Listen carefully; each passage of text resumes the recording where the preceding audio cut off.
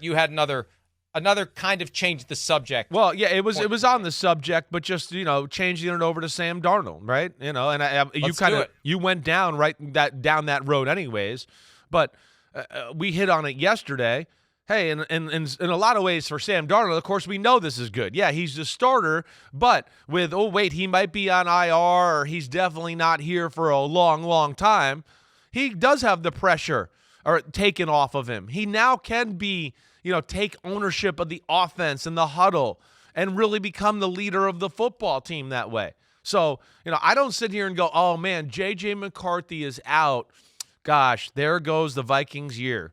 They've made a great investment in getting Sam Darnold. We've hit on it. Sam Darnold has starting quarterback caliber traits, period. It's the first time he's in a situation where he really can set up to succeed here. So I look at this and still go, hey, the Vikings, I know I'm not picking them to win the NFC North or anything like that, but there's still pieces on this football team and a roster with him at quarterback that I go, do I think they can be a pain in the butt? Would I sit here and be shocked if we were early January going, hey, the Vikings are in the wild card game? Absolutely not. They had a great offseason.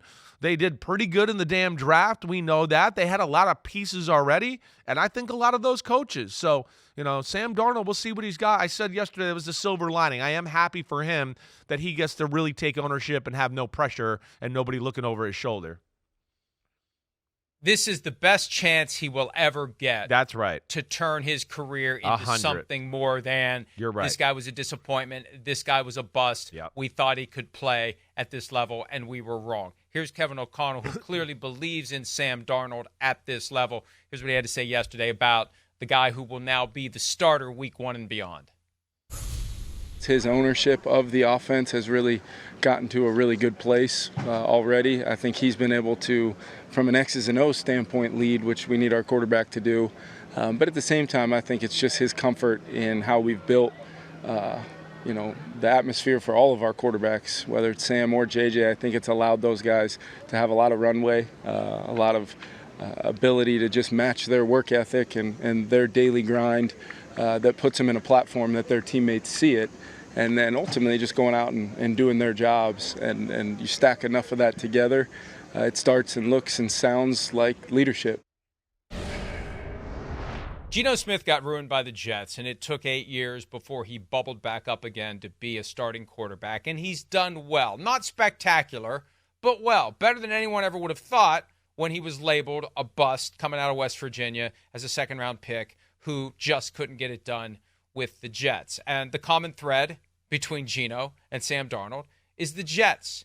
And you could argue the Jets have ruined many a young quarterback over the years. Not long years, the past decade. Geno Smith, Christian Hackenberg. He said himself earlier this year, that was the worst possible place I could have gone. Who knows what he would have been anywhere else? Who knows what Zach Wilson would have been if he had started his career with a non-dysfunctional football team? So this will be a great litmus test. And this is rare because usually once you're labeled as bust, your perennial backup that hopes that maybe someday there'll be a way to earn your spot back on the field, and it doesn't happen. This is it for Sam Darnold. Dysfunction with the Jets, dysfunction with the Panthers, 1 year with the 49ers where we really didn't get to see him in games that mattered. We didn't see him at all in games that mattered. And now this is golden opportunity for quarterback redemption. One of the best play designers and play callers in football, Justin Jefferson, Jordan Addison, who gave him a scare yesterday with an ankle injury, but O'Connell said he should be fine. Aaron Jones, if he's still got gas in the tank, and it looks like he does. Pretty good offensive line. Not dominant, but good enough to keep Sam Darnold in one piece. Yep. Defense that overachieves with Brian Flores. This is the best shot Sam Darnold's ever going to get. Now, let's see what he does with it. Yeah, 100%. I agree with everything you said there. Right? And I do think he's got the talent to show everybody, right? Even yesterday with people like, oh, Sam Darnold, and we got Jets fans in the building here, and people, oh, well, as long as he doesn't throw, some of those crazy throws or decisions he used to have, and again too, that's what happens when you're on a crap team. That's part of it. I always make fun of it. When you're around crap, guess what? You start to smell like crap too. It's just the way it is. And I think that was part of it. And I think it leads to sometimes the misevaluation of a player, because think about it. Put yourself in a quarterback, especially a young one who hasn't had a lot of success, whether he's with the Jets or the Carolina Panthers. Wait, it's been 2 or 3 drives. It's 3 and out, 3 and out, 3 and out. Wait, okay, well, right, all right, I feel like I'm seeing the field. Well, I got to make a play, maybe to get something jump-started here. Oh, this is tight, but let me see if I can squeeze it in there. Interception. Damn it. And then, Sam Darnold, he can't play. Look at that dumb decision.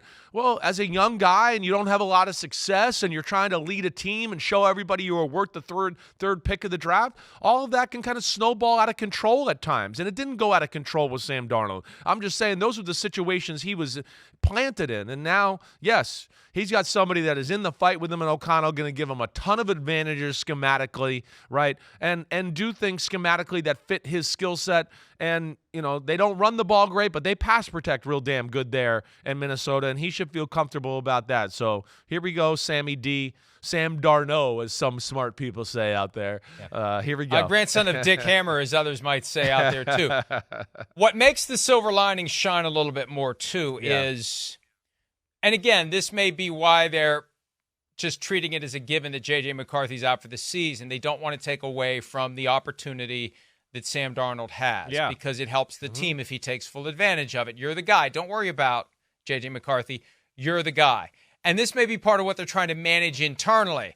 JJ's not on injured reserve before the cut down to 53. It doesn't matter. You're the guy. JJ, they're saying, I saw a report somewhere he may be able to practice by November 1. It doesn't matter. You're the guy. No, they need him to think you're the guy week in and week out. It's big. My own personal experience, I was the backup to Brian Griese. He tore his ACL.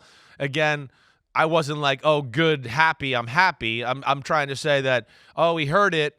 Oh, wait, he's out. I'm really going to get a chance to play and take control of this team here and really show everybody what I got, instead of like, I had a bad quarter. Are they going to bench me and put him back in? I had another scenario in Denver after my injury. It's the first time I ever got a chance to play.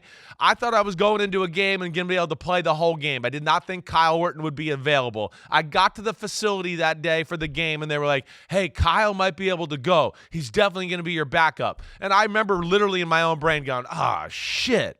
Damn, because I knew, like, if I had one bad drive, they're going to be like, hey, put Orton back in there. And what happened? I had one decent drive. I got strip sacked and fumbled. We were in field goal territory. Next drive, we went 3 and out. And then it was like, I think we got to put Kyle Orton back in there. And there's a very real dynamic there. And Sam Darnold's not going to have to deal with that, at least not any chance of it until at least late November or December.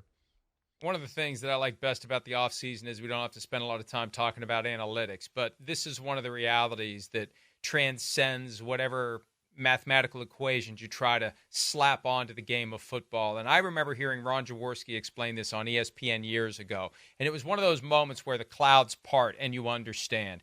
When you are worried as a quarterback about the guy who's behind you on the depth chart, you start freaking out about everything. You hold the ball tighter than you should. With every incompletion, you feel that dread that they're going to pull you out. Whereas if you're clearly the guy, you can just survive a mistake. You don't worry about it.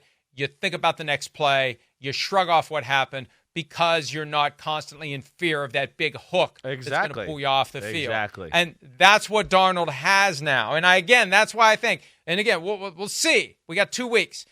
If he's on IR, McCarthy, before we cut down, it's a non-issue. If he's not, I think part of this is managing the situation so Darnold believes it's his job all year long, even if potentially when we get to December, they see an opening, they see an opportunity, and McCarthy is healthy, and he would end up on the field. Darnold can keep that from happening by playing well, but you don't want him thinking that. You don't want him thinking, I need to play well to keep J.J. McCarthy out for the year. You just want him to go out and play and hope he plays well, because if he's dragged down by that pressure, bad things can happen. Yeah, that's when you force things, do things that you shouldn't do. You're exactly right. So let's see. I'm excited for him. And your Vikings, you're not out of it yet. You still got a chance there, big guy. So not mathematically eliminated. It's 0-0. You're good. Yes, hang a banner in Indianapolis for that one. Upper quartile. All right. Yeah, upper quartile, the upper quartile. Yeah, everybody's in the upper quartile of the upper quartile before the season starts. And this is the reality. Look, we spent all this time, and this is a prime example of the point that I make. all this time in the offseason talking about who's going to be good, what's this guy going to do, what's that guy going to do, and we can't factor in the reality that guys will be injured. And you don't want to talk openly about, hey, well, J.J. McCarthy could be pretty good unless he suffers a torn meniscus in the preseason opener. He's out for the year. That's some real Dr. Doom shit. But it's real. Yeah. It happened. Right. And it changes everything. And it's changing everything for the Vikings. Good, bad, or otherwise, it's changing everything for the Vikings this year. And it's gonna happen to others too. It's not ending. It's just beginning. Every day, there's another one of those oh crap moments that could potentially reshuffle the entire deck for the 2024 season. Hi, it's Mike Florio. Thanks for watching PFT on YouTube. Hit subscribe for the latest news and analysis from Pro Football Talk.